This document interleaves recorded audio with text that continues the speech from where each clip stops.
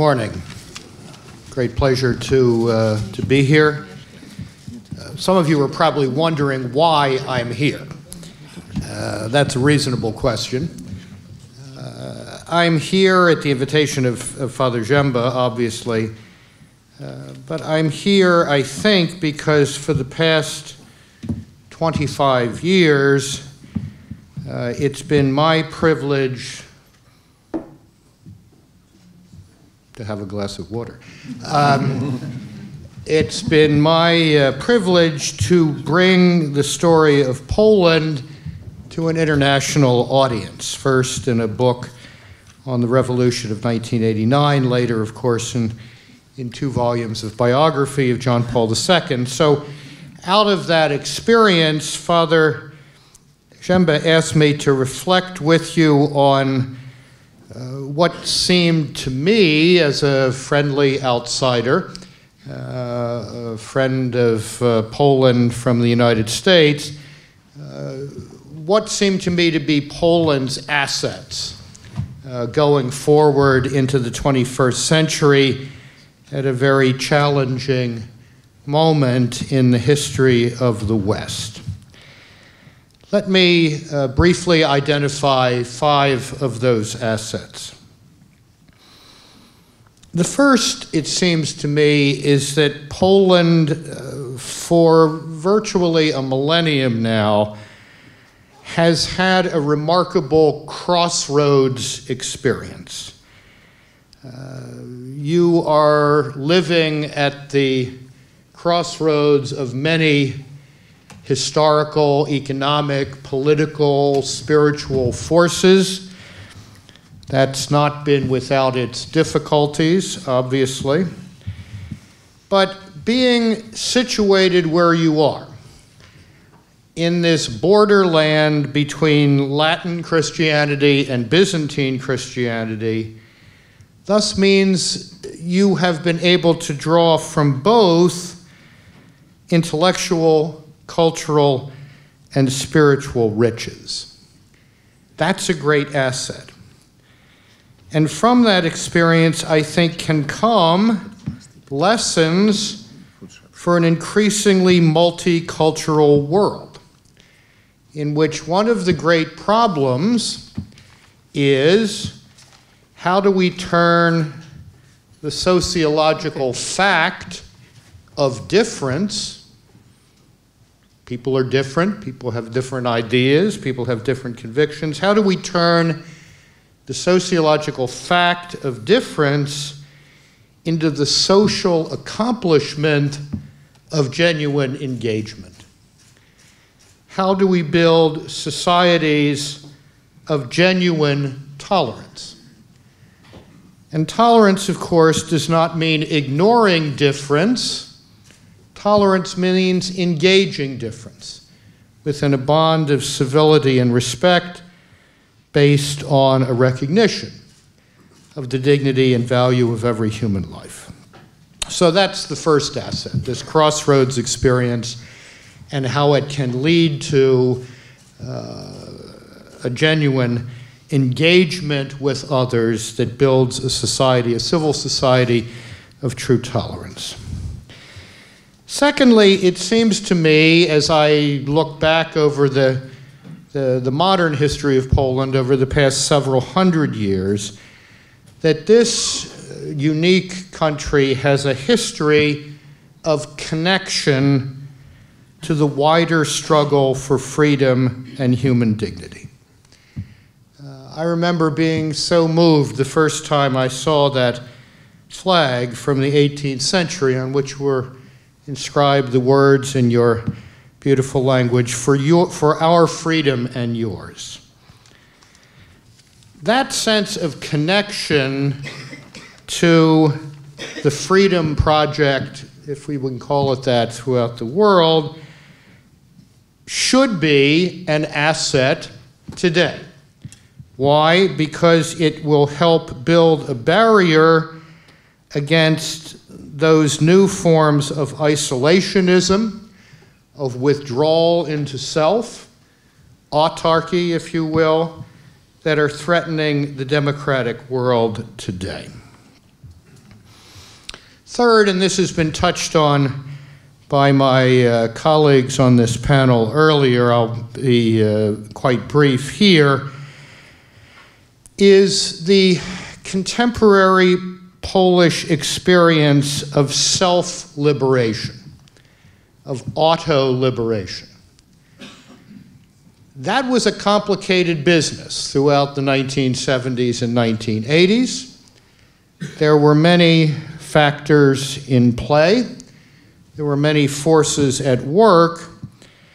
But it seems to me that what made that experience different here, what made the 1980s different, what made what we call often in quotation marks 1989 different, was that at the bottom of the bottom line, most fundamentally, it was an experiment in self-liberation by living in the truth.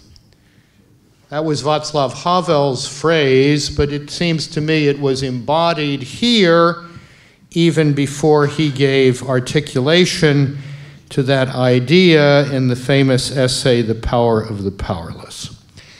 This notion of living in the truth, this idea that freedom and truth are connected, seems to me to be an enormous asset in a postmodern world that is unsure of its grip on the truth of anything.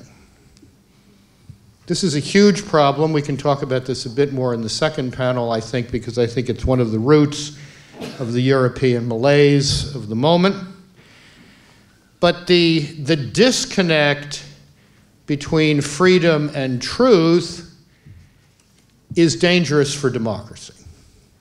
Because if there is only your truth and my truth, and neither one of us recognizes something called the truth, in order to sort out our differences, in order to have that tolerant engagement I spoke about a moment ago, what happens when your truth and my truth come into conflict? Well, Nietzsche understood what would happen 150 years ago. You will impose your power on me, or I will impose my power on you. That's the end of the democratic project. Cardinal Joseph Ratzinger once called that the dictatorship of relativism. It's a real and present danger in all of our societies, including most especially my own. And yet Poland has assets to deal with that because of this experience within living memory of living in the truth. All of this leads to the fourth point, the fourth asset, which I think was articulated perhaps most powerfully by John Paul II in the encyclical Centesimus Annus when he was reflecting upon the meaning of 1989. And in that reflection, he talked about culture as the driver of history. Culture as the most dynamic force in history, and how a culture of living in the truth had led to that process of self-liberation here and in other parts of East Central Europe. This was very important in the long view of modern history because it was a refutation of the two really bad ideas that had made a slaughterhouse of the 20th century. First of all, the Jacobin idea, let loose in the French Revolution, that the driver of history, the most dynamic force in history, is politics. And politics understood as the quest for power, and power understood as my capacity to impose my will on you. Then there was the Marxist fallacy, that history is simply the exhaust produced by the means of production. You put those two together, the Jacobin fallacy and the Marxist fallacy, and of course you get what we called Marxism-Leninism. And you all know what that meant. To say that culture is the driver of history, that a vital, morally dynamic civil society is the absolute prerequisite for making democracy work, is to say something very important in the 21st century, where throughout the Western world we are contending, it seems to me, with the false idea that democracy is simply a machine that can run by itself. Get the powers separated, balance the responsibilities, design your legislature, figure out your electoral system. It's a beautiful machine. Put the key in the ignition, turn the ignition on, the machine runs by itself. I don't think John Paul II, for one, ever believed that, because I think in the back of his mind, throughout his reflection on how to make democracy work, was the specter of the Weimar Republic. Weimar Republic had a beautifully designed constitution. Max Weber, one of the great social scientists of the 20th century, was part of the design of this machinery. The machinery rested on entirely inadequate moral cultural foundations, and when the pressure came, the machinery crumbled. Indeed, it was worse than that. The machinery produced the dictatorship of National Socialism. Democracy is not a machine that can run by itself. We've all, in our different countries, certainly in the European Union, have problems with the structures of democracy. Things can be made to work better. But unless we understand that the fundamental prerequisite, the condition for the possibility of making any democratic machinery work, is a vibrant public moral culture, we will have failed to learn the lesson of the history of the 20th century. And in the case of Poland, I would say you would have failed to deploy one of the great assets that is yours, because you had an experience of the meaning of this throughout the 1980s. And that brings me to the fifth and final point. And that is that the experience that this country had of what I would call solidarity the virtue. Solidarity, the sense that my connection to fellow Americans or your connection to fellow Poles cannot be reduced to a merely legal relationship, has to have a richer human texture, has to display the kind of fellow feeling and sense of obligation that was obvious in Solidarity the movement, or that was obvious in my country 15 years ago on 9/11, when people who had absolutely no idea who they were trying to rescue put their own lives at risk. Why? Out of a sense of solidarity the virtue. Solidarity the virtue is what gives us an intuitive understanding of the common good. And to have an intuitive understanding of the common good is to have the possibility of building a society of genuine personalism, not radical individualism. Another great problem of the Western world today, the confusion of freedom with my individual willfulness. In fact, we know, both from revelation and reason, that genuine freedom is always linked to truth, and genuine freedom is always ordered to goodness. And to break those bonds between the exercise of freedom and truth and goodness is to put the entire freedom project in grave jeopardy.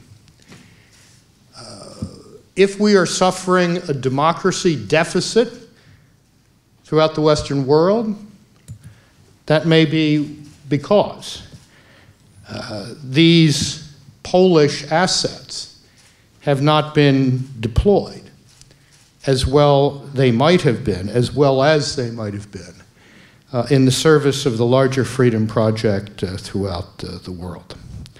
So, crossroads experience leading to a genuine understanding of tolerance, a sense of connection to the wider freedom project around the world as a barrier against isolationism, the contemporary experience of self-liberation rooted in living in the truth, an understanding and experience of culture as the driver of history, all leading to an understanding of freedom as something nobler, greater, more humanly fulfilling than mere willfulness. These are your assets, as I have come to understand them over 25 years, and I will watch with great interest as these assets are deployed, both here in Poland, in Europe, and for the future of the Freedom Project throughout the West, throughout the world. Thank you.